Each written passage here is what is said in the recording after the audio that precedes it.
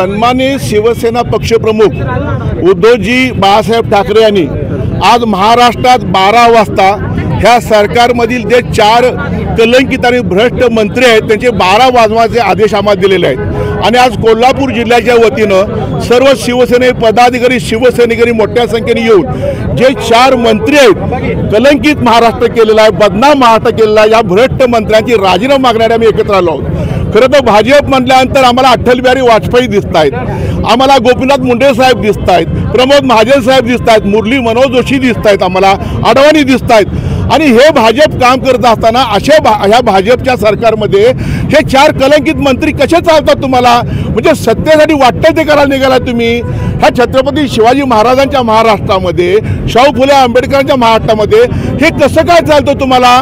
म्हणून ह्या 4 मंत्र्यांचे राजीनामे तातडीने घ्या अशी आज आम्ही इथं मागणी केलेली आहे। भविष्यात सुद्धा शिवसेनेचं आंदोलन हे टप्प्याटप्प्याने सुरूच राहील।